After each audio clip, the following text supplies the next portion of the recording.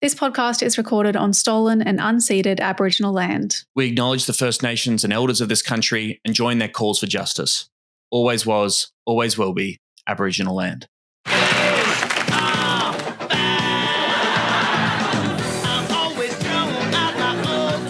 Except for these skivvies. Yeah, yeah. You'll never find a piece of clothing that cops so much black. Cops so much black. Yeah, yeah. Skivvies are back. What did I say? What's something funny? Should have come with a zing. I'm not like preparing zingers anymore because I'm out of practice. You used to prepare them? Well, I would, you think of them. You think, Tom, I don't know if you're familiar with this, but material comes as you go about your daily life and you just kind of, you note it down and you go, maybe I'll put that in something. I've never done that in my life. I'm always riffing on stage, man. Straight off the top of my dome. I've got a good bit. Here's Hello. my impression of someone who lives in Melbourne. Okay. Puffer jacket on. They go, brrr, sipping their latte. And then they go, achoo. Always fucking sneezing, aren't you? Because you're high pollen count. I was there last week and that's all it is. Puffer jackets and sneezing. You were in Melbourne last week? I was in Brisbane last week. Yeah, I know. Isn't that funny? Swap-a-doodle. Swap-a-doodle-doo. That's what they call it. Here's my impression of someone in Brisbane. We need a white Australia. Here's my impression of someone in Brisbane. Fuck, is the car parked undercover? It's been hailing a lot. Oh, really? God You didn't get any hail? Anyway, we're literally talking about the weather. Hi patrons. This is what you're paying for. Thank you. Thank you for paying for this. We really appreciate your support. Obviously, I'm Emerald Moon. That's Tom Ballard. This is Serious Hello. Danger, the show about green politics in Australia that you know and love. Thanks to Mike the Griff for producing this show. And thank you to you, our dear patron, who make it possible. We are back. We're back for Paddy Manning's Inside the Greens, where we go inside the greens. We're up to chapter 11, the real opposition. We read part of chapter 11 a few episodes ago, I think. Nope. No? No, we didn't. No, we finished chapter 10. We didn't read any of this. We finished chapter 10. Is this the penultimate chapter? This is the penultimate chapter. This is the last chapter of part 1 of Inside the Greens. Wait, really? Well, it's just part 2 is the challenge ahead. So part 1 brings us up to date at the time of writing, and then part 2 is looking forward from 2018 about the future. We are yet to discuss whether we'll dive into part 2, but yeah, okay. Yes, but close. But it's really close. Okay, all right, okay. So are we going to get to the end of part 1 in this episode, or is that still to come? No, this is part 1 of chapter 11, the last chapter in part 1 of Inside the Greens. Of Paddy Manning's Inside the Greens, where we go inside the greens. And this is Serious Danger, the podcast where we read Paddy Manning's Inside the Greens. Jesus Christ. From Inside the Greens. Shut up. All right, chapter 10. By the end of chapter 10, we'd said goodbye to Christine Milne. Chapter 10 was Milne rebuilds. By the end of that chapter, Tony Abbott is in government. We have the Abbott government in power. Everyone's loving it. We can't believe our luck. He's saving Australia. Actually, maybe that could be a Patreon. He just went on Josh Zepp's podcast and talked at length, which I think Josh Zepp used to work at the ABC. He has a podcast called Uncomfortable Conversations, where he has uncomfortable conversations. Anyway, could be interesting. We got the 2014 budget and the Greens trying to stand against that. A big fight over Labor and the Greens in regards the legacy of Gough Whitlam, who deserves to hold that mantle. And by the end of the chapter, Christine Milne retired and our new glorious leader is Richard DiNatale. Quickly on the Whitlam legacy, did we talk about on this podcast yet how the Greens did the shirts that was like, what would Gough do? Vote Green? I think so. Around this time, well, in this chapter, we talked about the big Facebook post, I believe, when Gough Whitlam passed away, and of course the shirts were pretty poke the berry. Have you followed all this? Did you follow the 50th anniversary of the dismissal? Did you get the wall-to-wall coverage about that incredible I moment? saw in it Australian popping up a history? lot. There's a bit in Sky News even, isn't there? Everyone was talking about it. What drove me crazy was people were a bit like, wow, this is fucked, and probably the CIA was involved, or at least there was some external pressure from both the US security state, and also we know that the royal family was complicit. Oh, well, whatever. Let's move on. Let's not disentangle ourselves from those horrific institutions. Let's just carry on. Yeah. And when it comes to America, let's get even closer to them because they're great people. Even closer. But it's fun to look back, isn't it? It's fun to reminisce. Chapter 11, The Real Opposition. Okay, this chapter is crazy. There is so much going on here that I think will be of interest. Just in this first part, we're going to touch on DiNatale wearing the black turtleneck at the photo shoot. You've got Senate voting reform, that kind of electric, sexy stuff. The 2016 election. Left renewal is going to be discussed renewal. here. What about renewal? They might get stuff. And then maybe we'll get to Gonski funding, but probably not. I think this is all going to take up, everything. Do you think we just have recency bias? And that's why we're like, oh my God, this is all so juicy. I think so. Well, I think there's a lot of juicy stuff in this period, that we remember. Particularly when, that we remember as well, of course, we were living through it. Speaking of, what was Emerald Moon doing at this point? I know that, I think you've said once that, Richard DiNatale was the first time he was sort of taking notice of the Greens when he was the leader. Is that fair to say? Not that I was taking notice of Richard DiNatale, though. Okay. But that, yes, it was around this time that I started paying attention, mostly, as I've said on the show before, many times, noticed and adored Larissa, but it just was learning about politics a bit more. So I'm waking up, sheeple. I'm being activated in this era. Have you finished uni by 2015, 2016? No, that's when I'm at uni. Yeah. Okay, right. You're still a disgusting getting student. workified. and being virulently anti-Semitic every second of the day. Exactly, yeah. Those are my passions. The rise of Richard DiNatale represented a new era for the Greens. A medical doctor who had worked in Aboriginal communities and in India, DiNatale was not an activist, was not of the environmental movement, and was not from Tasmania. A former footballer from a working-class migrant family, DiNatale's extended family had voted Labor, and as a 12-year-old, he had idolised Bob Hawke for saving the Franklin. Oh, not true, not entirely true, not the full story, Richard. Not sure about that, Richard. But his faith in the ALP was shaken as economic rationalism took a toll on migrant communities. After reading Bob Brown and Peter Singer's The Greens, picked up by chance, he had joined the party. When he took over the leadership, DiNatale told journalists he was no ideologue and that in his view, the Greens were the natural home of progressive, mainstream Australian voters. In his view, there was majority support for many of the Greens' key policy positions: tougher action on climate change, humane treatment of asylum seekers, marriage equality, areas where both the old parties were actually lagging behind the electorate. He set a target for the Greens to lift the party's primary vote to 20% within a decade, which would be 2025. Damn it. Damn it, Richard. Damn it, because as you put it there, I agree with him. Right. I mean, I think that's the thing I've remembered you saying about DiNatale. Yes, and that was in his pitch, this idea of the mainstream nature of the Greens. Of course, the Greens are constantly dismissed as a fringe, and Richard is saying, no, I think our policy positions are totally in line with the vast majority of Australians. In fact, Paddy Manning quotes him here. The Greens could draw support from disappointed Labor and coalition voters, DiNatale said. I think there are a lot of people who are small L Liberal voters who have got strong concerns about the direction of the country, and I want to say to them as well that you can trust us with your vote. It was a centrist pitch, more like the proposition put to voters by the Democrats than by the radical left. For a party full of activists, however, the word mainstream was challenging, and it would dog DiNatale's leadership of the Greens in the years to come. Well, this is where I come back to that thing, though, and this is kind of the conversation we were having with Sean Kelly in our recent episode about his essay on what Labor stands for, where I don't like conflating centrist with mainstream. I think you can be a mainstream. What he says is, DiNatale initially says the national home of progressive mainstream Australian voters, and that, yes, the Greens policies actually align with vast majority of Australian voters. That doesn't mean a centrist pitch. No, Yeah, it's interesting. Like, yes, what does the word mainstream mean? I mean, yes, certainly, yes, right. Some people use it as a synonym for centrist or for not Yeah. disturbing the status quo too much.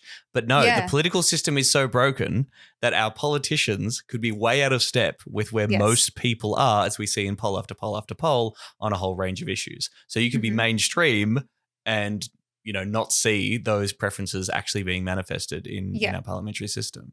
Which is not to say that, like most Australians would identify the Greens as mainstream. They wouldn't. They think that the Greens are not. But on a policy basis, like if the Greens could just effectively get people to understand what we're all about, it could be mainstream. And if you want a counterexample, Pauline Hanson is constantly talking about, yes, the silent majority, mainstream Australians, and the media often treats One Nation as if they're speaking up for ordinary battlers across the board, even though, up until recently, the polling was sub 10%. But yeah, the Greens do not get as charitable a run, as we know. On day one, DiNatale signalled that he would be open to dealing with the coalition if it delivered policy outcomes, which was a nod to critics of his predecessor, Christine Milne's intransigence.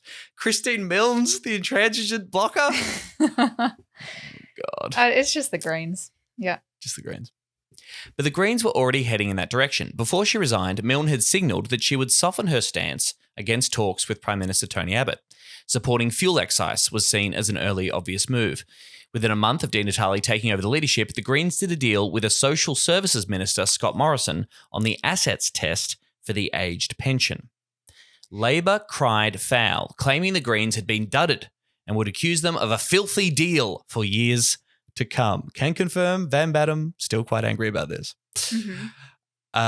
But the policy increased pensions for 170,000 poorer full pensioners by $30 a fortnight and reduced them for 330,000 wealthier part pensioners who had healthy super balances and owned their own homes.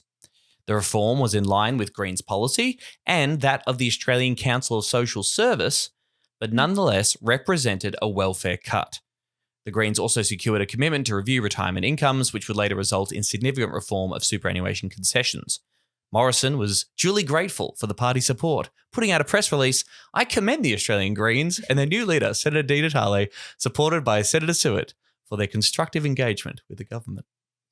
So, okay, this isn't the one because, yes, the pension, like after the CPRS, obviously, and gambling donations, quote unquote. This is maybe a takes third place for Labor attacks on the Greens. And I didn't necessarily know the history. I thought it was, did the Greens vote to raise the retirement age though? Or is this what is referred to when it's like the Greens did something shit on pensions? Oh, gosh. God, I hope we didn't vote to raise the pension age. Yeah. Maybe that was part of this deal. That doesn't sound right. But doesn't sound right. Maybe doesn't sound like something we'd do. I don't know. But this is sort of in the, the means testy world, looking at the pension, acknowledging the fact that we have the privatized retirement income system of superannuation means that you can get some very wealthy retirees. And so, yes, should the pension be means tested? Interesting that it was the position of ACOS, and unsurprised that someone like Van Bannon would misrepresent the details of this vote to cast the Greens as Tories. But I don't know. I'd have to know more about this situation, I guess, to kind of make a call.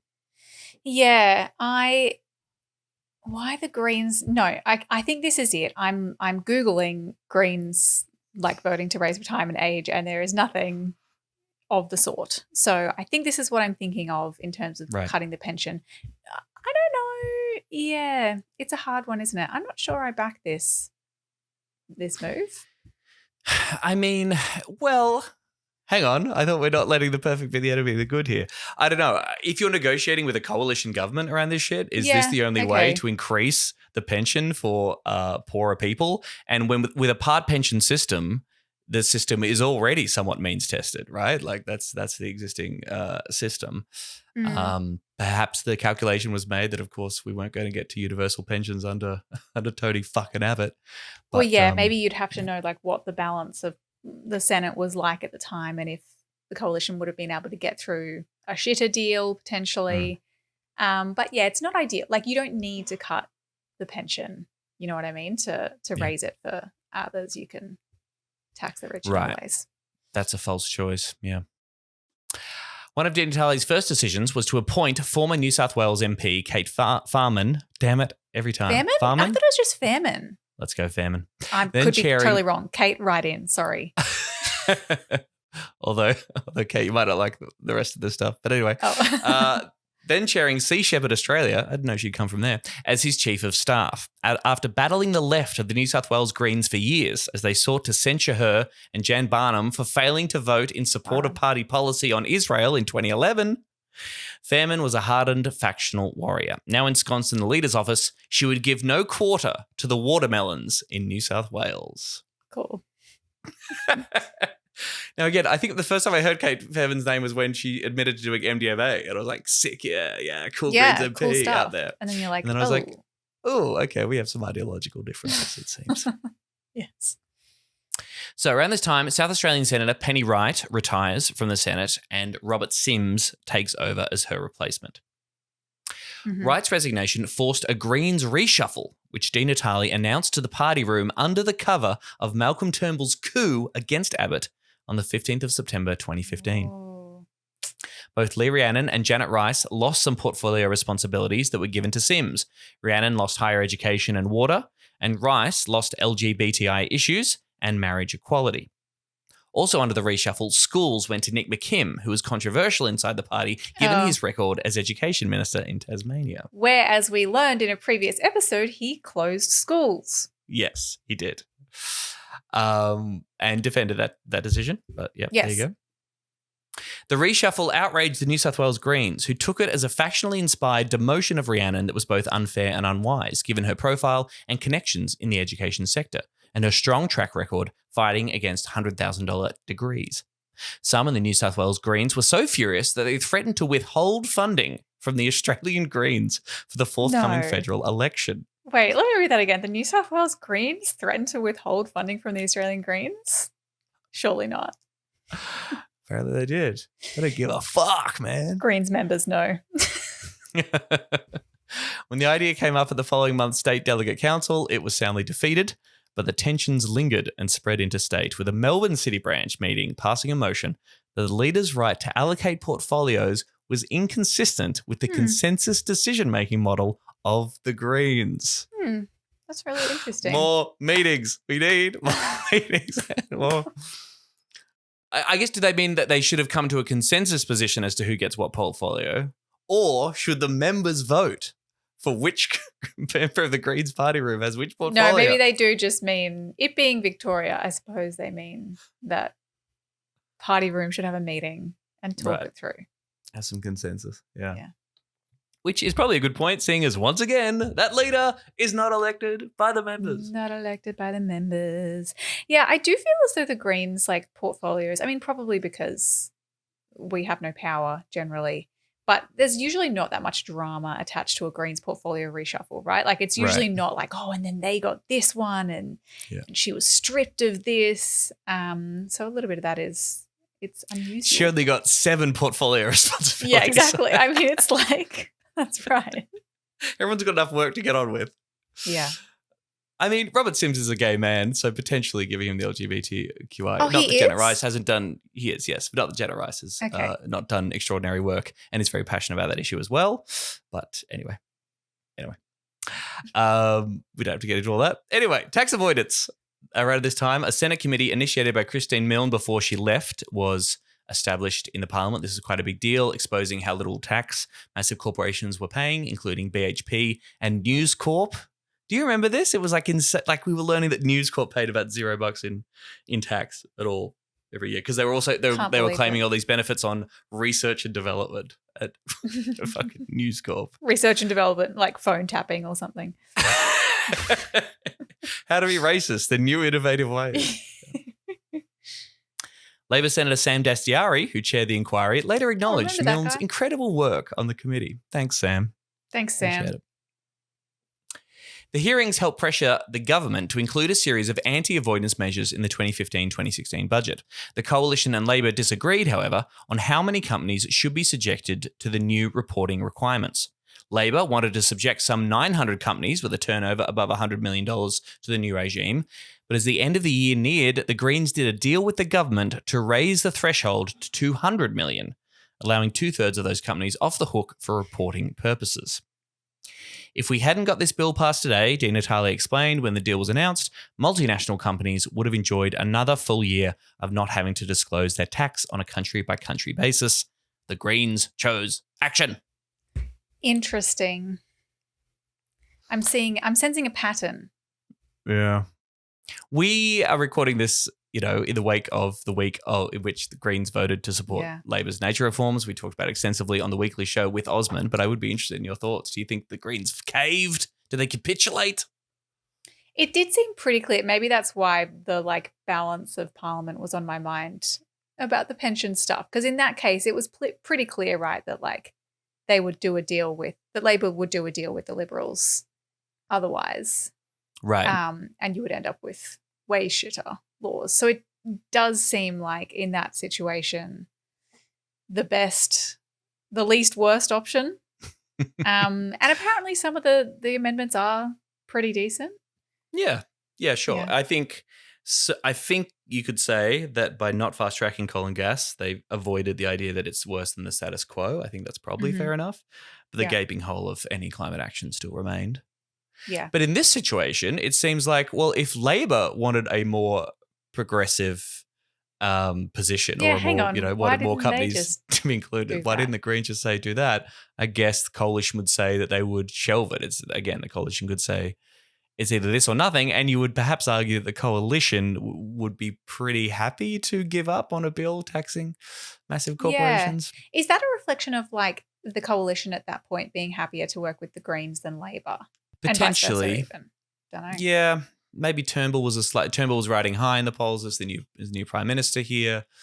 Again, maybe the Greens and DiNatale trying to find the wins where they can and prove that they can get stuff done. They chose action, according to this. They chose action. The Greens chose action.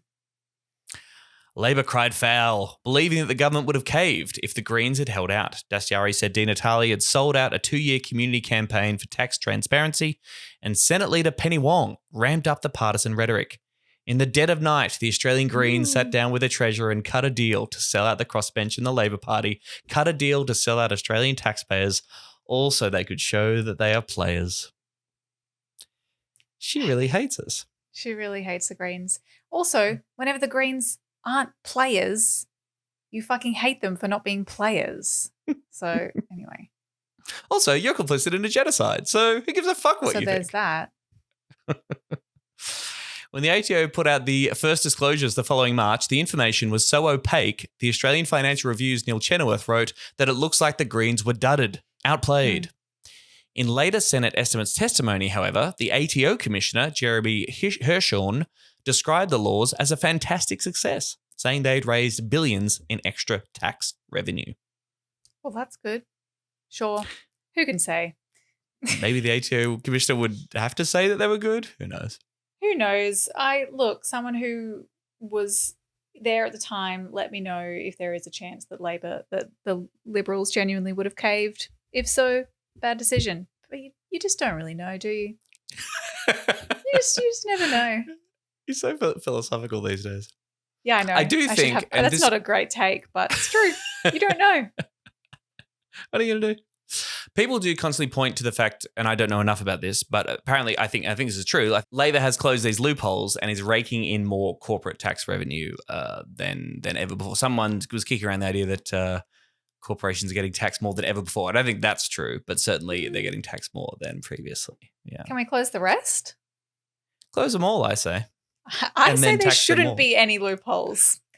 And not to be too bold. There's a bold take for you. Yeah. Yes. You're always obsessed with the perfect. Ooh, no loopholes. Ooh, make companies that make billions of dollars pay some tax. Pay the tax that they're meant to. Crazy. All right, everyone. Hold on to your dicks. Let's talk about group voting reform. Well, it is interesting that this was actually so recent. And it explains why, yeah. I mean, thanks to the media as well, but the general public still thinks that their preferences don't go where they fucking choose in an election is in no small part thanks to group voting tickets, even though they're now abolished in the federal. At the federal level, in the great state of Victoria, Yes, not they're in still Victoria. very much in place. Yeah. Everyone's being like, achoo, where's my preference going? Have you heard the phrase Namcor, by the way? Yes, Yes. I'm on the internet. I'm online. Okay. As all sides geared up for an election in early 2016, an even more fateful decision loomed for the Greens. The powerful Joint Standing Committee on Electoral Matters had unanimously recommended the abolition of the group voting tickets that allowed micro-parties on tiny primary votes, like Ricky Muir's Australian Motoring Enthusiast Party. Classic. So good. To get above a quota through political horse trading or preference swaps, so-called preference whispering. Abolishing group voting tickets was long-standing Greens policy, and Lee Rhiannon, as the party's democracy spokesperson, sat on the JSCM, which held an exhaustive inquiry into Senate voting reform, taking more than 200 submissions. Labor's Gary Gray and John Faulkner had backed the reform when it was proposed in 2014, but Abbott had done nothing about it for fear of antagonising the Senate crossbench. Debate simmered throughout 2015, and as the possibility of an early election loomed, Labor withdrew its support, leaving the Greens to deal with the government. Thanks, Again. Labor. God damn it. I love democracy. Right-wing power brokers Stephen Conroy and Sam Dastyari went on the attack, accusing the Greens of wanting to disenfranchise small parties. You Makes fucking sense. douches. Makes sense. Fuck those There's guys. nothing Labor loves more than small parties. Yeah, that's right. They're Small always parties going that into feed bat. directly into them because they're not actually real parties, they're just feeders. Yeah. Rhiannon says Labor knew the bill would pass without them, so it took the opportunity for some political point scoring. She pointed out Labor had no plans to repeal the legislation. Oh, there you go. The Greens released research from the Parliamentary Library showing that if recent elections had been held without group voting tickets and results had instead been based on first preferences, fewer micro-party candidates from the right would have been elected. No Jackie Lambie, Ricky Muir, Wayne Dropulic, or Bob Day in 2013, and no John Madigan in 2010. The upshot was that Labor and the Greens would have controlled the Senate. No Jackie Lambie. Interesting. Well, she initially got elected on a UAP as part of Palmer's sort of micro-party thing. Right? Yeah. And then left and then Then left and then Yeah, came back I on wonder her if she ever fucking would've own to sort maybe you come out. back. Well, but clearly not on our own. Clearly using a dodgy preference system. Yeah, But it's you know true. what? I think maybe it's a better place for. I don't know. How's she doing at the moment? Good, bad? I haven't checked. Haven't in for a heard while. much from Jackie or her. I think her network is pretty much A no disintegrated. network. Yeah, not so good. Shock health crisis. Oh gosh. Since August Jackie? 2025, the condition of Senator Jackie Lambie's back has deteriorated, and Oh. her surgeon has confirmed that she will undergo spinal surgery. Damn. Oh, geez, She's, okay. she's on Godspeed, leave. Jackie. There you go. That's probably why we haven't heard from her. All right. Yeah. As you I were, feel like Jackie. she would have had a take on Pauline's burger, surely. So yeah, Surely. there you go. Okay. When he took over the prime ministership, Turnbull was determined to push the reform through and was mulling a double dissolution election. After a sham half-day parliamentary inquiry into the reforms, it came to a crunch in March of 2016 in a marathon parliamentary debate that turned into a circus, culminating in a Labor filibuster and an all-night sitting. It sounds like Labor's much more opposed to this than perhaps Lee Rhiannon is giving them credit for. It sounds like Yeah. they actually don't want it to happen. Just And they're not simply just- don't. Yeah. Yeah. Senator Nick Xenophon entered the chamber in his pajamas. Labor's Crazy. accusations grew ever more shrill, and Scott Ludlam took them head on. One thing we've been asked a lot, though, over the last few weeks, and I have a bit of sympathy for this question, is why are the Greens supporting the Turnbull government on anything, let alone a question as sensitive as Senate voting reform? The answer is reasonably simple. We are supporting it because it is substantially our bill. It is a proposal that we championed since well before the geniuses in the Labor Party accidentally elected Senator Stephen Fielding to this place in 2004 on a tiny fraction of the vote. Here's the thing. Henceforth, you, the voter, will decide where your preferences go, not the Sussex Street hacks who have been screaming the loudest this week. You decide. Candidates are going to have to work for your vote instead of trusting the secret deals done in secret meetings. Get him. I feel like this is the same time he had that speech where he was telling maybe Labor or everyone said to get in the fight. Or was basically, yes, again, standing on principle on this particular question and saying, you fucking idiots, do you Standing believe on in democracy business. or not? It's not fucking clocking to you that He we're was- standing on business. That's what the Greens are always like. Speak on it.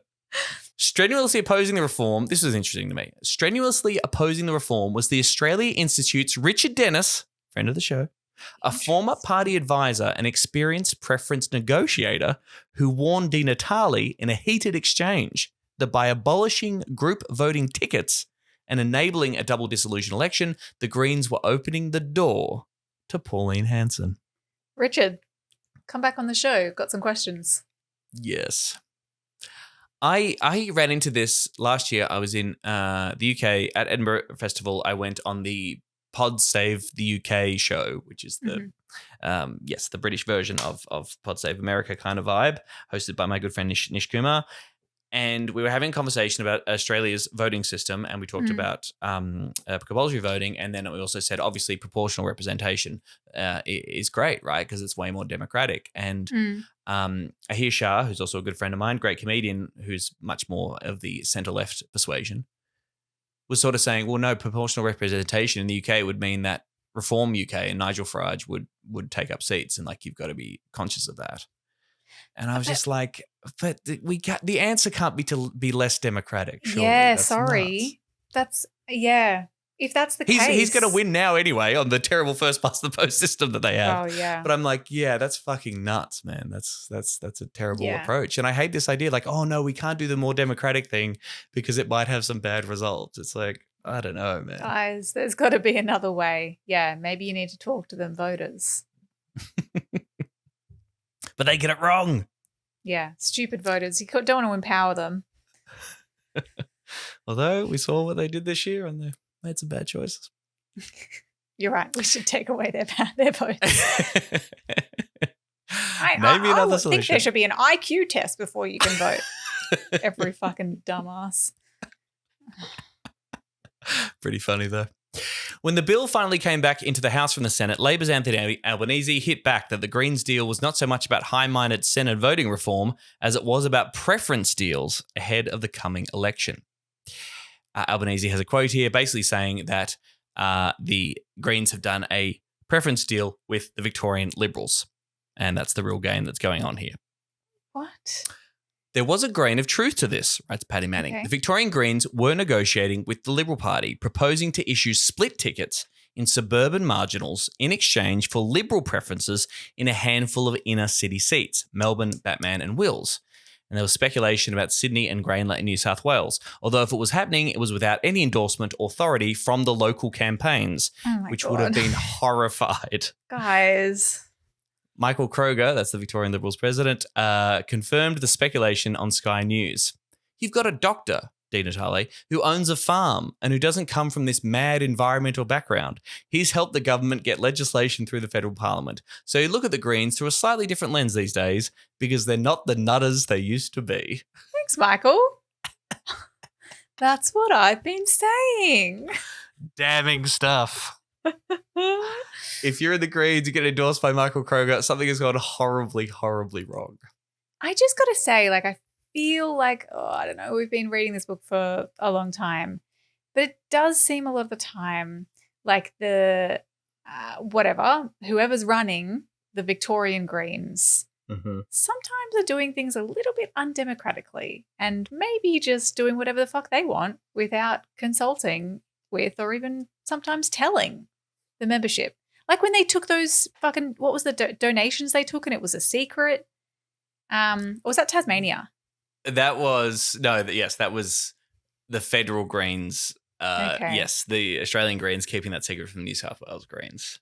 But like, I'm not going to say Victoria Greens have a perfect history record on this, but I don't think we're alone. And I think our good friends in the Tasmanian Greens, as we'll see later in this chapter, Bob Brown really getting on his high horse and making some terrible calls.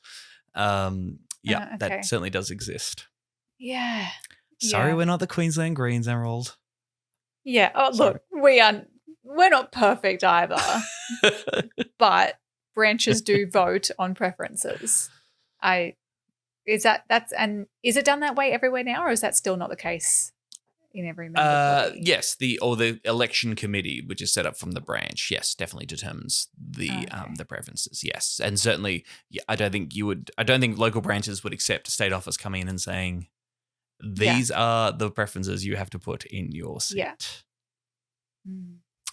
This was a significant concession coming from Kroger, who had backed the Liberals' decision in 2010 to preference the Greens behind Labor. But for many on the left, it was the kiss of death. Greens convener Giz Watson insisted there was no deal, and New South Wales Greens campaign director James Ryan said Albanese's accusation was a Labor Party dirty trick. But Victorian Greens director Larissa Brown confirmed talks had been held.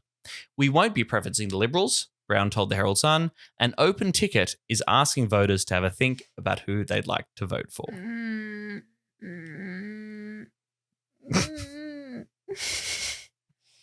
Okay. To help ward off the Greens' threat, Sydney's Daily Telegraph soon launched its famous front page campaign to save our Albo. Quinge.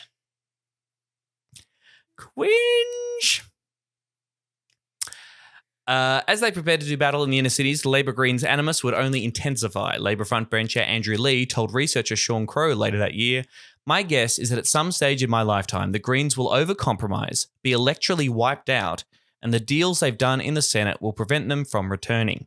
Effectively, the deal they've done in the Senate pulls up the drawbridge on any small parties. They themselves could not have come into existence under the voting laws they've now supported." The Greens will overcompromise. Labor's always saying this about the Greens. They compromise too damn much. There was an element of self-interest for the Greens, vulnerable to the rise of micro-parties like Animal Justice on the left as well as those on the right. A subsequent analysis of the 2016 election results, however, found that smaller parties were not disenfranchised. Instead, voters were quick to catch on to the new system. Also, that quote from Andrew Leigh, it's like, well, don't you find that at least mildly admirable? If that is true, then the Greens are voting for a system that wouldn't be against their self-interest. They can't fathom. They actually cannot fathom just like doing what is consistent with your ideology and your party's principles and policies, like if it would ever hurt you. Yeah. Regardless of their merits, accusations that the Greens under DiNatale had done a string of dirty deals with the Liberals on pension cuts, on tax avoidance, on Senate voting reform were useful ammunition for Labor. Yet beneath all the political sparring, Labor went into the 2016 federal election having lifted key planks of the Greens' policy platform, particularly in its calls for a banking royal commission and its embrace of reforms to negative gearing and the capital gains tax designed to improve housing affordability. The former had been championed by the Greens Treasury spokesperson, Peter Whish-Wilson, who in June 2015 had introduced a motion calling for a royal commission into misconduct in the financial services sector, which the government and Labor had voted down. As the banking scandals mushroomed, Labor capitulated in the face of white-hot community anger. Ultimately, opposition leader Bill Shorten found the Royal Commission to be a useful wedge between the Liberals and Nationals in Parliament and a handy debating point during the 2016 election campaign. Again, when it's convenient. Yeah, we'll take that. I'll have a bit of that, thanks. Yeah. And of course, yes, Greens never getting credit for being ahead of the curve. And when we put out a new position now, which will eventually be adopted as common sense down the track, you know, no credit for being ahead of your time, of course. No. The Greens housing affordability platform had been developed by spokesperson Scott Ludlam, grounded in the experience of Western Australia's boom time two-tiered market, which pushed rents and prices beyond the reach of most people, especially the young. If you can imagine, this is a very different time, guys. This is ages ago. Yeah. Negative gearing and capital gains tax concessions that favoured property investors over owner-occupiers, and over first-home buyers in particular, were recognised as unsustainable by many economists, but were assumed to be politically untouchable.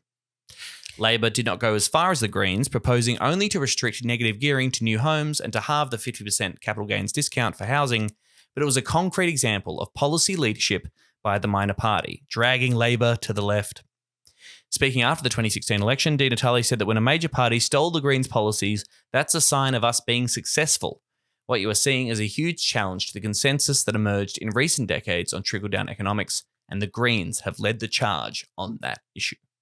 This is really interesting, isn't it? Because I feel as though coming in around this period, like towards the end of DiNatale's leadership, is when I was really getting involved in the Greens. And the consensus, or like the mythology around the shift from DiNatale to Adam Bandt, is that Adam Bandt introduced like economic politics, like the socialist, anti-capitalist, redistributive economic policies to the Greens through his leadership, that DiNatale really shied away from, and that he was almost a little bit of a smaller liberal. But like that doesn't really seem to be playing out in, at least certainly not his rhetoric that's being quoted in this book. And I'm like, did I just get the wrong end of the stick there?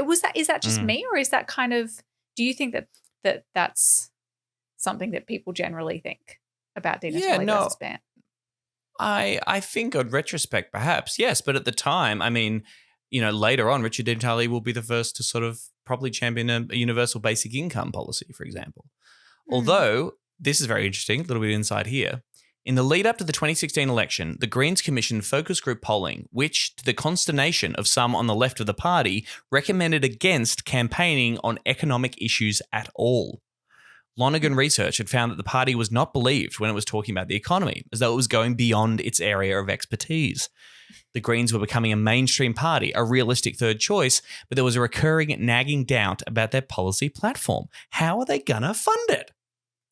So in the 2016 election, the Greens went to extraordinary lengths to present a fully costed policy platform, submitting 100 confidential policies to the Parliamentary Budget Office. Mm-hmm. So, yeah. Which is settled the answer everyone's there just concerns. like, don't talk about it? Also, focus groups, I don't know. I reckon focus groups can be a bit bullshit. It's funny. I mean, again, you're seeing this play out a lot in the UK at the moment with Zach Polanski leading, and and they've just had the budget handed down, and there's a huge conversation. I mean, he's sort of taking a MMT or a kind of we have to worry a lot less about debt policy to this, and he's getting dismissed left, right, and centre. It's funny money. It's La La Land, magical money tree, blah blah. The Greens don't know what the hell they're talking about when it comes to money and the nation's finances. So that's still very much alive, but I don't know. I guess we just keep getting shit costed by the PBO. Yeah. Yeah, like I do. Well, maybe that's kind of where the split is. It's like even when you have the party, the Greens, agreeing on we want a radical or like a redistributive economic agenda, there are the people who are like, and so we need to painstakingly show all the details of how it makes sense and it's evidence-based. And then there's the people who are like, just say tax big corporations, just say tax billionaires. Where do you fall down in that divide? But like obviously closer to the just say tax billionaires. But I don't know. Yeah. 2016 election. What were you involved? Were you engaged? Were you following the 2016 election? No. This is so I'm just opening my eyes a little bit. So I barely remember voting. I remember voting in the council election, funnily enough, because I must have pretty much just moved to Brisbane, and I voted for Jono Sriranganathan, and he became my councillor. Sick. Yeah. DiNatale's leadership style was starting to make an impression. Early in the year, he had done a profile piece for GQ magazine, inevitably involving a fashion shoot, and was ribbed mercilessly by Labour's Stephen Conroy about the black skivvy and check pants he wore. Was he the black wiggle? Do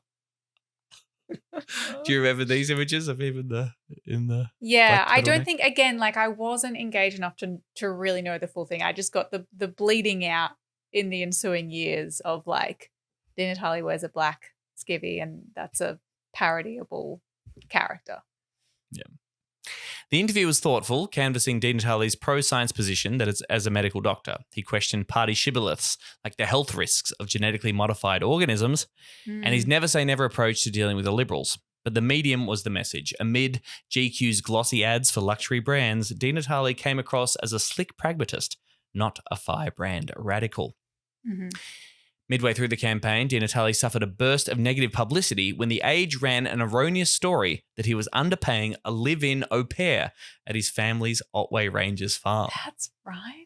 I do remember this, Yes. and I did not really realise how dodgy this story was, so it was very interesting to read. All context was left out. Having moved from Melbourne and with her partner away half the year in a demanding new role, DiNatale's wife Lucy was suddenly isolated with 2 young kids and no family support. Having done everything by the book, Lucy was devastated to see the au pair story wind up in the news. By the end of the campaign, she had pneumonia, which DiNatale was convinced was caused partly by the stress. The Greens had no doubt the Labor dirt unit had swung into action. The smear was obvious, a hypocritical yuppie politician exploiting workers. 9 months later, the Press Council ruled the paper had no reasonable basis for claiming the au pair earned as little as $3.75 an hour, but it was too late. Some mud had stuck, and DiNatale was forced to field questions about it for months. The old Labour dirt unit. How are they doing these days? Did they have to do anything these days? Or I guess they're fine. I wonder if they've been redeployed on other things, because it feels like they're not doing as much as they were. Do you get that impression? I think it's just, I mean, attacks like they were very focused for a while on attacking volunteers and like low-level candidates and digging shit up on social media and all of that. Yeah. And that shit doesn't really stick as well anymore. But I'm sure they're doing other dirty shit now, like stacking comments on socials and I don't know what else. Yeah, interesting. I'm trying to think of the last sort of hit piece like that. Yeah. Story, yeah. Because we've, and I think that certainly during the federal election and even during state as well in Queensland, I was like, okay, when's it coming? Like after having the experience of 2020, where if anyone remembers in Queensland, they fucked us, like absolute evil fucking bullshit going after volunteers. We were like, when's it coming? And it didn't really come. Maybe they just outsource to Advance Australia now. They just like send links to Advance Australia. Go, here you go. Yeah. The Greens campaign launch, attended by Brown and Milne, was a showy affair around the theme, standing up for what matters. Despite losing a quarter of their public funding as a result of the lower vote at the last election, the Greens are reasonably well funded in 2016. The party resolved to go into deficit, chewing up half its reserves, and a huge fundraising effort attracted $4.5 million, including 20,000 small donations of under $100. The final campaign budget of $7 million was comparable with the 2013 election, including some $500,000 for advertising. Do you know what is a federal campaign for the Greens looking like these days? I don't remember numbers. I'm sorry. Sorry. I probably You're a woman, should. I understand. Yeah, exactly. That's right. In the double dissolution of 2016, however, the Greens had a record 10 Senate seats to defend, including the half dozen senators elected in 2010, and were also spending up big on a handful of lower house seats in Melbourne and Sydney. The budget, which was still dwarfed by the spending of the Liberals and Labor, was spread quite thin and weighted towards the lower house campaigns rather than the Senate. Interesting. Ahead of their time. Seems that way. So look, we'll move through this pretty quickly. I mean, yes, Manning goes on to focus on two seats in particular, the seat of Batman and Grainler. It's very, very sad reading the stuff about Batman because it's like, David Feedy, again, wonderful friend of the show, loves this show, loves my comedy. He's the member for Batman. This is when he forgot to disclose a $2.3 million investment property that he owned in Northcote. Whoopsie daisy. And of course, he didn't even live in the electorate. But he was really in touch. And you had the Greens candidate, Alex Patal, who had just constantly been increasing the primary vote, was a social worker, active in the local community, had built this like great campaign, was a Tampa Green, someone who could point out the hypocrisy of Labor's horrific refugee policies. And she eventually gets a 10% swing to her in the seat of Batman. Yeah. And then in 2018, it will all go. The other one is Grainler. The Greens heavily targeted Anthony Albanese's seat of Grainler in Sydney's inner west. Oh no, save our Albo. DiNatale even kicked off his campaign there. Albo approached the contest like the scrapper he was, pointing out the Greens candidate, Jim Casey, had spent more time in the International Socialist Organisation than he has in the Greens political party. And if he was fair dinkum, he'd run as an international socialist and see how many votes he got there.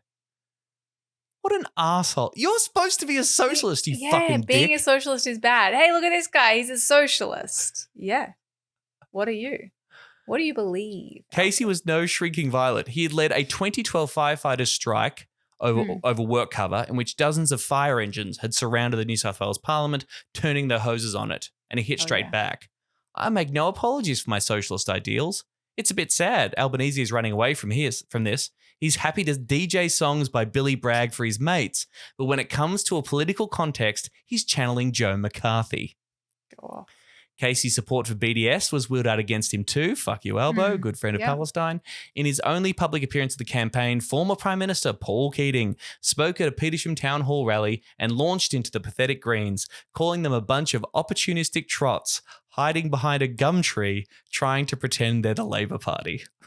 Wait, oh God. He's so obsessed with being the zinger PM, isn't he? He's like, I've got to write a zinger for this. Don Watson, where are you? Help. Hiding behind a gum tree. God. Jim Casey fucking rules. We should get him on the show. He's great. Yeah. We also get a big speech from Tanya Plibersek talking about how evil the Greens are. The Greens were no longer just a protest party on the fringes, Plibersek argued, but a positive danger to the progressive political cause. So close. I think you'll find it show title? serious danger, Tanya.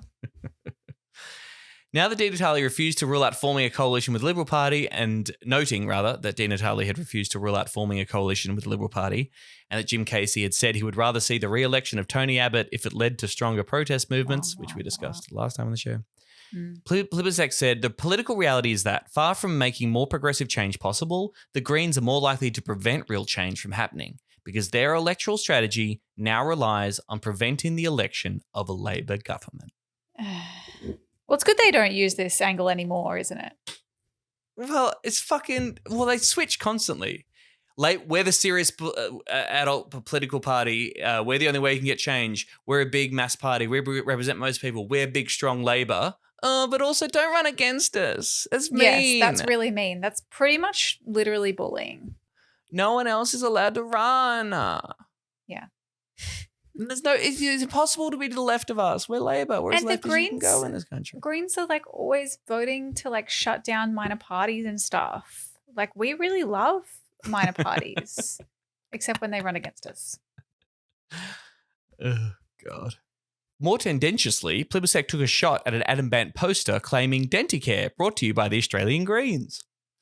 Ignoring that the Greens have been pushing for Denticare for more than a decade, Plibersek said, kids' dental care as part of Medicare wasn't brought to you by the Greens, it was brought to you by a Labor government when I was health minister, building on the health policy gains made by previous Labor governments, hard won through negotiation with the crossbench in a minority government. Oh, hang on, what? Minority government? It was- With who? Yeah.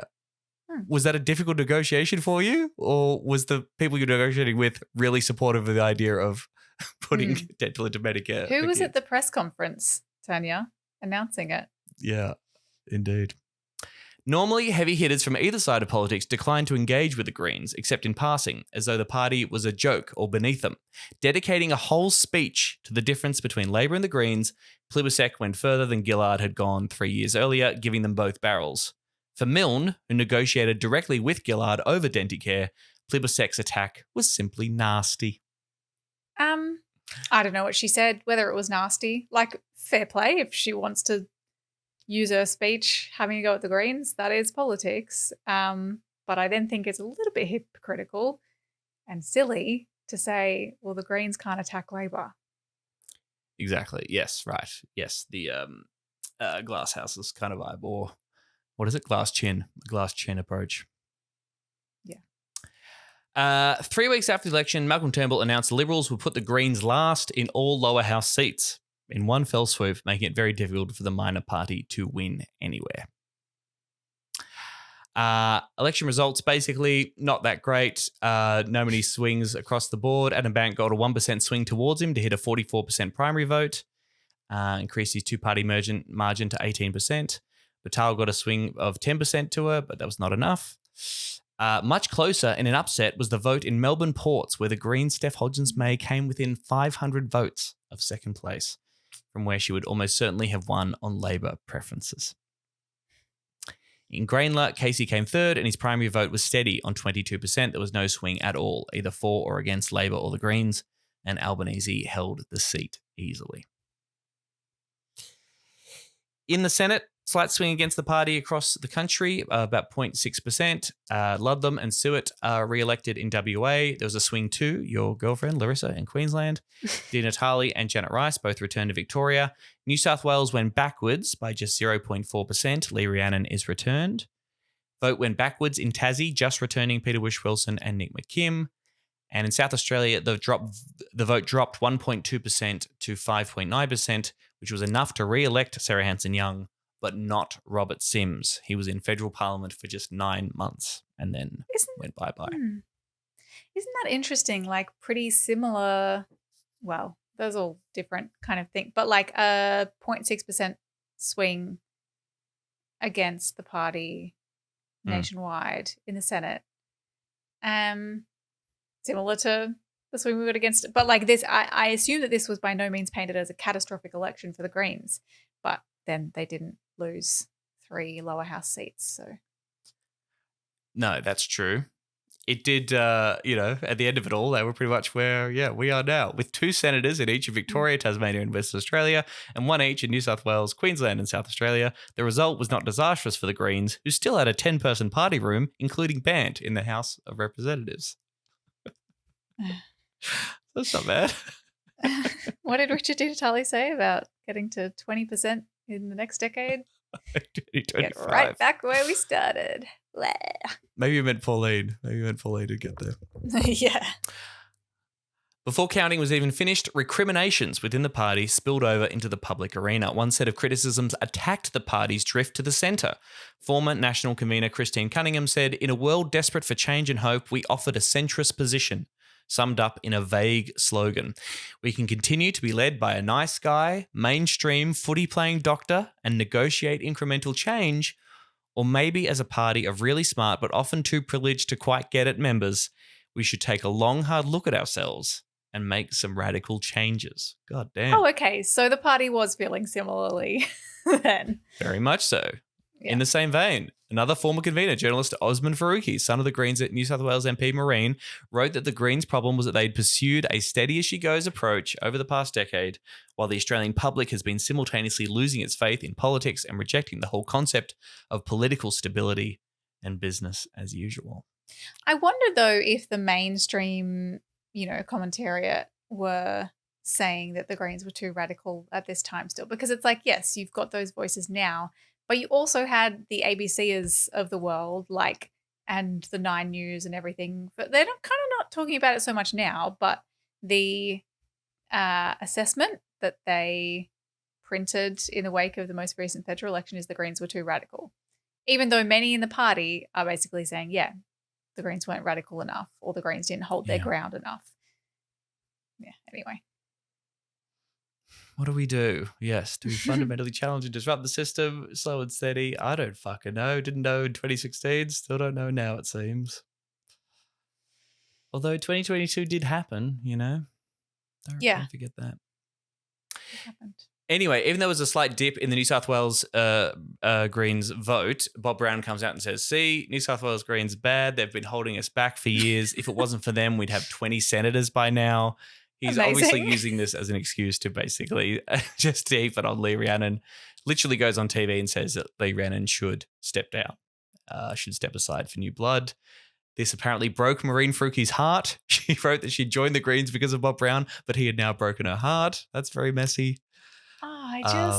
This is my pet peeve at the moment is people who just are need to find the person to blame.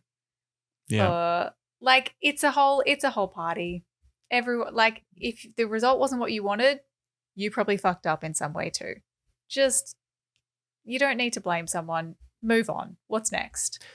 Well, again, it's to me, with all the caveats that we love and respect Bob Brown for a million different reasons. Again, this is just him to me at his most arrogant. Again, you were an unelected. You have not been elected by the New South Wales Greens members as the leader of this party. Obviously, you're a giant of the party, sure. You clearly have never connected with the democratic processes of the New South Wales branch and have never really, it seems to me, respected that particular branch's democratic structures and the way they go about doing things.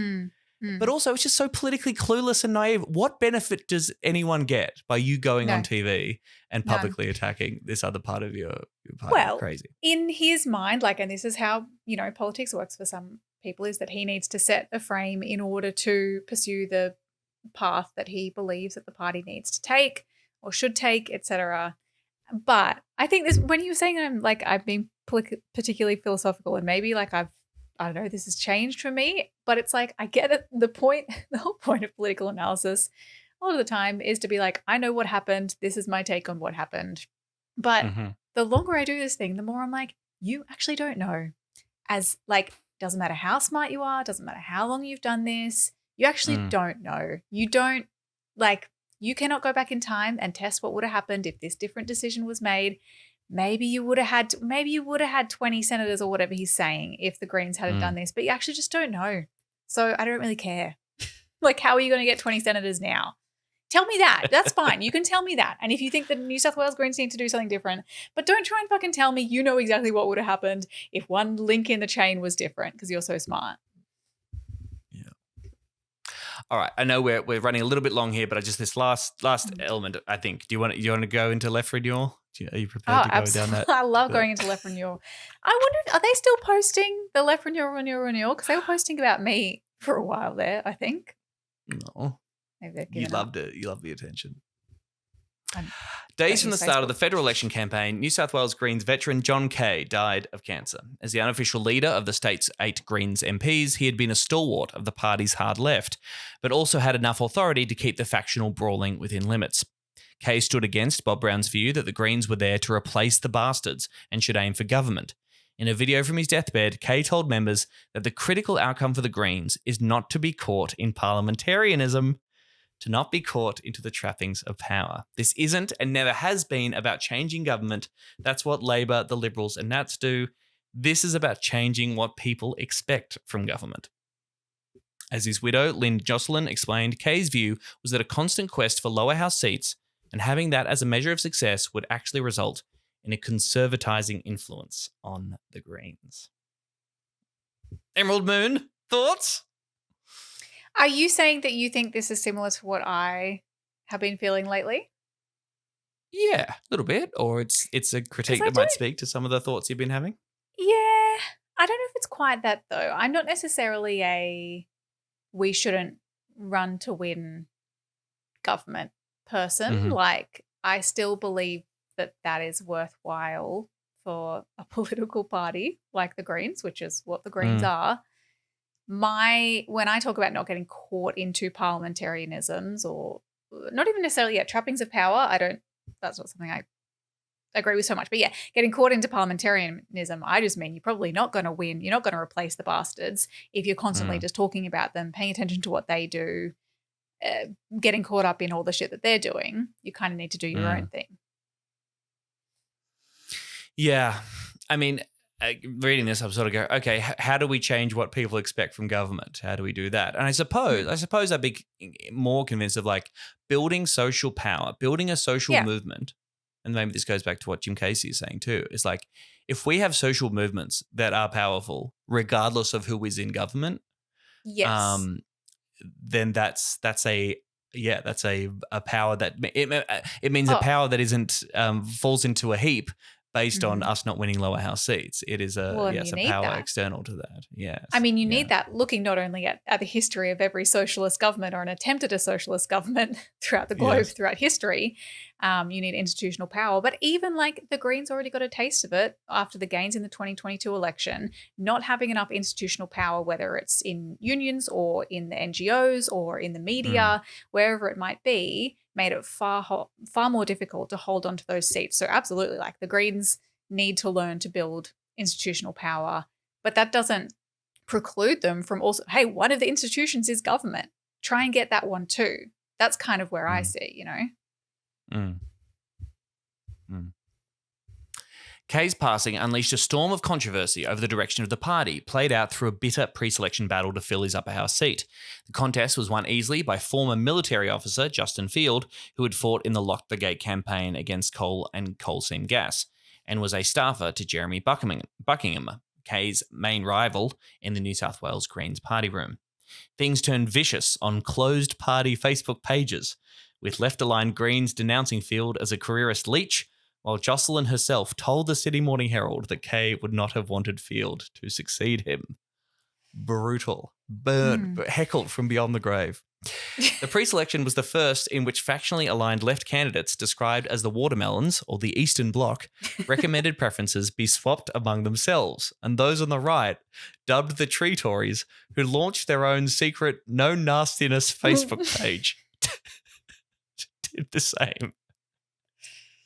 Love this. Now, at this point, I was just imagining Paddy Manning having to talk to people about this and sitting down and Well, writing you know down, what? going, no nastiness, was it? Okay, cool. Yeah, maybe they're right. Maybe these people shouldn't run for government.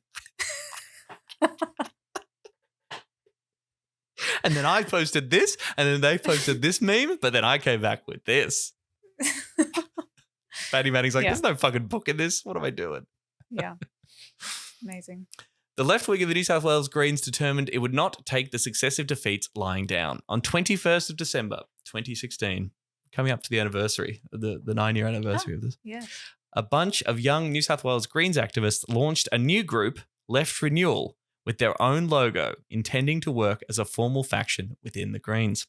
They published an explicitly socialist manifesto, recognising in a statement of principles that our struggle for social justice brings us into irreconcilable conflict with the capitalist mode of production and all other forms of class society.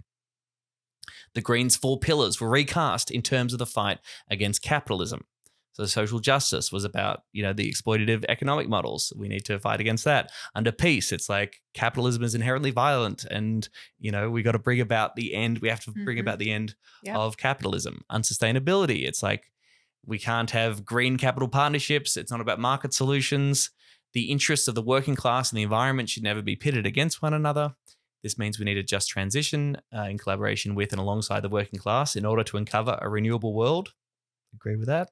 Yep. The participatory democracy pillar became a call for factional solidarity, a degree of tactical unity in order to have real collective influence in the society that we live in. Once a decision has been made by our organisation in a participatory democratic fashion, then everyone's got to be bound by that. It's sort of caucus solidarity. Any thoughts on the yeah. vision for a better world from Left Renewal? Yeah. Okay. I respect this. Like, if you are like, okay, someone needs to fucking do something about this, and I want to try and make a change, and I'm going to organize and put my beliefs out there and fight for them. Agree. Some of the language, it's a little bit selling red flag on the corner for me. But go off. It's a shame that it descended into like when you say Left Renewal, what I think is like Facebook groups. That's sad. Yes, that is sad. The mainstream media pounced on the Left Renewal manifesto, confronting DiNatale, who disavowed it completely, saying if the group wanted to end capitalism, they were in the wrong party. Oh, so that's course, where the I Greens got. Okay, Yeah. that's where I got the impression from. Gotcha. Yeah. Of course, the Greens do not support the overthrow of capitalism or any other ridiculous notions of the sort, he told the Sydney Morning Herald. If the authors of this ill-thought-through manifesto are so unhappy with the Greens' policies, perhaps they should consider finding a new political home. Great response. Even if really, Jesus Christ. You're going a little too hard there, Richard. Settle down, my Yeah. friend. Yeah, what the fuck? Just because we're going to take Was your that- farm and... and your au pairs. Oh, I'd be dear. really interested in his thoughts on this these days and how he feels about it. But again, even if you disagree with it, even if you know that's not your politics, terrible political strategy to me. And God, yeah. to try and ingratiate yourself with the Sydney Morning Herald here and play their Yeah. game and frame the issue on their terms. Oh, the members Bad- of my bad party? news, Yep, man. fucking hate them. Yep. Well, there's a famous clip of Keir Starmer saying, if you don't like the new direction of the Labor Party, you can leave. And people are now posting that clip underneath the polling, which shows that Labor is eating dog shit. Love that. Pressure came on both Lee Rhiannon and David Shoebridge to clarify their position on Left Renewal, particularly since a young staffer to Shoebridge, Tom Rowie, was one of the instigators. In a jointly written op-ed, they defended Left Renewal as a legitimate contribution to party debate and supported the right of grassroots members to self-organise. Stressing that neither MP was a member of Left Renewal or had anything to do with its formation, they clarified their views on capitalism itself. Always a good Of course, exercise. capitalism... I'd like everyone to clarify their views Every on this thing. That'd MP. be good. Yeah. Of course, capitalism has an extraordinary capacity to organize resources and innovate. Whether it is delivering the iPhone or Facebook, cornflakes or solar panels, there is an energy and creativity in capitalism that anyone can see, and we support. What? But capitalism has also put our planet in danger as the conditions for life are degraded by an economy in which fossil fuels profit and the market reign supreme. What a weird statement. Not something you would expect from anyone in the party now, to be honest, let alone Lee Rhiannon. Yeah. I mean, she's, she was said like, I'm definitely a socialist. I don't think she's ever shrunk away from that particular question. It's just like The you fact- don't I need guess- to kiss capitalism's ass so much. Right. Right? Do you? Well, I'd say that's, even Marx would have written about the incredible productive Sure. capacity of capitalism. Like, I don't think that's not an endorsement of the system. I suppose, yes, say market socialists would say we want to use the power of markets to produce stuff and organize stuff, but still maintain a planet and make sure that human beings aren't exploited every fucking second of the day. Yeah, I don't know. But, I don't know what you really gain from, like, if the question is, do you agree with this group that's like, here are all the ways that capitalism's fucked us and our aim is to end it.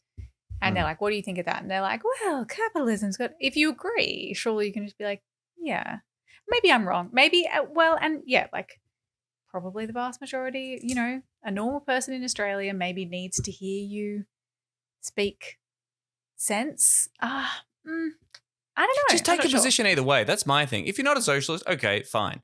But I think the thing that brings people undone is when they try and dodge the question. And I think what we've seen in the examples more recently with the likes of Zoran Mamdani or Bernie Sanders is to say, yes, I'm a democratic socialist. Here's what that means.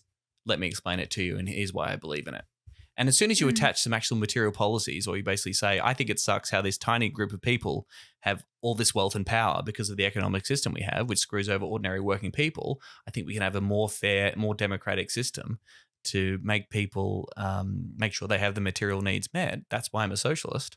Yeah. It doesn't Well, seem maybe, too crazy. but maybe that's kind of why I take issue with this statement, is because it's like capitalism's had some good things and it's had some bad things. Full stop. It doesn't then say this is what we need to do. Right. Yeah, okay. Maybe there's more to the statement. I don't know. Yeah, maybe. But Fair. explicitly, so you don't know, you weren't there. I don't know. That's true. Sorry. By explicitly embracing socialism, Left Renewal had forced the Greens leadership and representatives to declare their hand. In an organisational sense, Left Renewal soon faded away. Amid criticisms, the explicitly Marxist language of the manifesto was outdated. Debate on Facebook accused the organisers of entryism, the old Trotskyist tactic. Nobody was kicked out of the party, however, and the organisers got more active inside the Greens, not less. While Brown kept up his attacks on Rhiannon, blaming the radical agenda in New South Wales for dragging the party down in the polls nationally, and telling Fairfax Media that when it comes to political white-anting, Lee is the Greens version of Tony Abbott. Bob Brown, you need to spend some time in the forest. I feel like whenever you see yourself, saying mean things about Lee Rhiannon, go spend some time with the trees. Speaking as a tree, I hate white-anting or any kind of ant. What I hate, like a termite or like a chainsaw. It's kind of like a leaf rot. Just all these things that we all hate. That we, as human beings, She's like when there's not enough sunlight. Anyway, what were we talking about? All right, look, let's leave it there. Again, as I said, there was so much going on in this chapter that we'll have to leave the rest for part 2, I'm afraid. But much to consider there across the board. The constant question, how do the Greens, how are we taken seriously? Should we be more radical, less radical, further to the left, further to the centre? What's radical? What's left? What's centre? I don't know. What do any of these things mean? We'll find out in part 2, I'm sure. Yeah, don't worry. Great. Can't wait. How thrilling. How delightful. Thank you for being a patron. Thank you for supporting the show. Thanks to Mike the Griff Griffin. If you want to help us out even more, you can always leave us a 5-star review wherever you listen. Share our things. Tell someone about the show. Follow us on social media at Serious Danger AU. And if you've got something that you'd like us to cover on an upcoming episode, you can always email us, hello@seriousdangerpod.com. We would love to hear from you. Thanks, everyone. Love you. Go Left Until Renewal. next time. Left renewal. Fade out. Renewal.